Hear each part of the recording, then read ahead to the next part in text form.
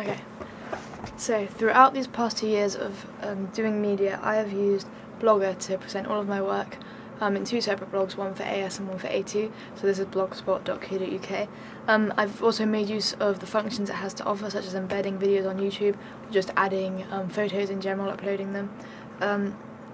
So therefore, to present my final trailer, I embedded a YouTube video that I'd uploaded to YouTube, and from my ancillary products I simply uploaded the photo as I exported it on the software I used as a JPEG. So it was easy. Evaluation question 1. In what ways does your media product use, develop or challenge forms and conventions of real media products? Before I could even start thinking about creating my own media products, I felt it necessary to thoroughly research the forms and conventions of real media products, in my chosen area, which was trailers. So overall I researched into 16 trailers. 6 of these were any genre, 5 was genre specific, so drama trailers, and another 5 were sub-genre specific, which was tragedy. I'm now going to take you through kind of a consolidation of that research and tell you about 5 tragedy genre conventions that I believe are the most important and really important if you're trying to kind of follow a tragedy film and follow the conventions. Okay, so the first one is representation. With drama in general, it's really important to have relatable characters.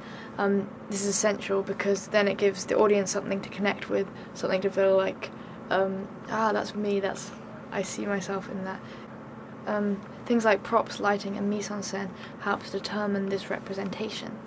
An existing example of this is The Lovely Bones, which was created in 2009.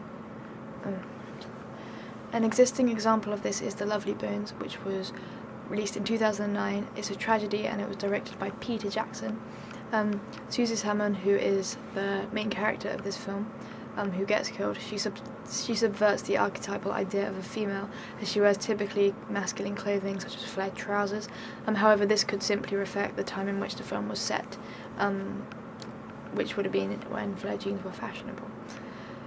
However, Susie stereotypically conforms to the idea of a normal, friendly young girl who many people relate to either through personal identity, so finding themselves reflected in the text, or personal relations, so emotional or other interaction with the character. So say, for example, a mother might see Susie Salmon and see their daughter in that person, so feel emotionally attached to Susie, even though they don't know her at all.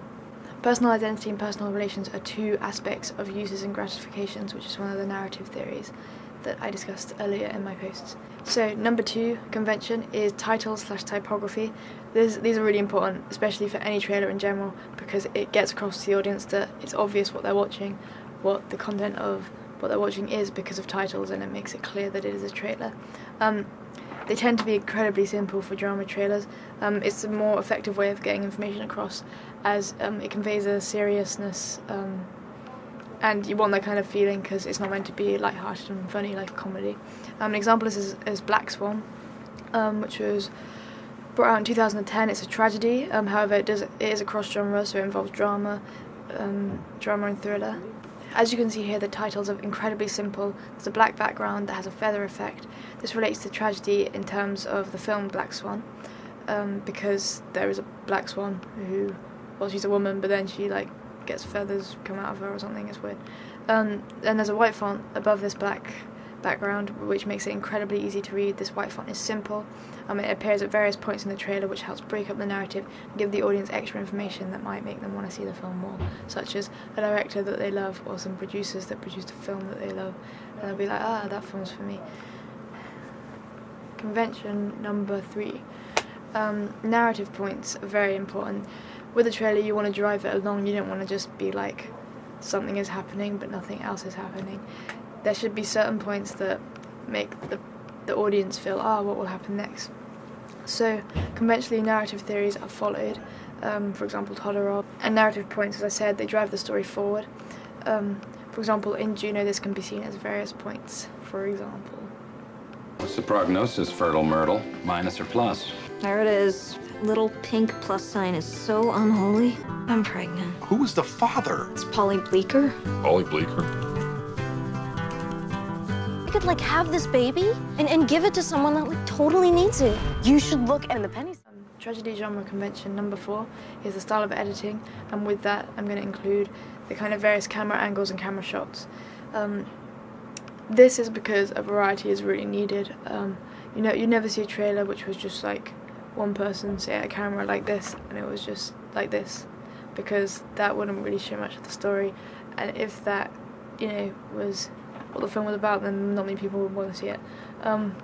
So in terms of style of editing, linear and non-linear are two big things. They tend to be non-linear because a trailer kind of mixes up what you'd see in the film. Another really popular form of editing is montage editing, because this allows the editor, the producers, whoever's deciding, the director, to let the audience see what they want to see and parts of the characters that they want to see just in really short snippets. So you could see the characters looking really happy but then also looking really sad within seconds. And it kind of makes the audience question what this character's about, what's going to happen in the film. A good example of this is Forrest Gump. This was a 1994 film. It's a drama and a romance, which ties up nicely with what my trailer ended up being, because I wanted to include the elements of romance with the addition of Will, another protagonist in my film. So in Forrest Gump here, we can see some linear editing. This tells the audience more about the character. Hey, stupid! Now, you wouldn't believe it if I told you, but I can run like the wind blows. So in this case, Forrest can run pretty fast. As well as this, non-linear editing montage, such as Tom Hanks. I'm not a smart man, but I know what love is. Robin Wright.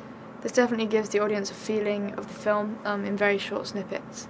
So it gives an overall broad sense of the whole thing and really shows that it is a film and it is going to be out, which is important because that's what a trailer is. You want to persuade the audience that this is real and that this is worth watching. The final convention that I feel is worth mentioning and is very important, number 5, is sound. Variety of sound is also incredibly important and incredibly appealing to any target audience, I would say, personally, I think.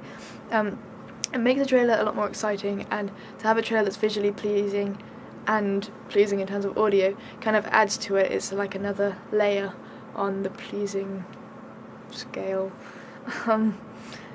It's definitely conventional of drama. It can really heighten moods, and it can make a character or a situation feel more dramatic, which is what you really want in a trailer. For example, The Double, use of strings, it creates quite an unsettled mood. You don't know what's going to happen, how this character is going to react. It also helps to create a kind of inhumane, dystopian atmosphere, and enhances the content of the trailer. Sound simply enhances things, and it's something is really worth doing, I think.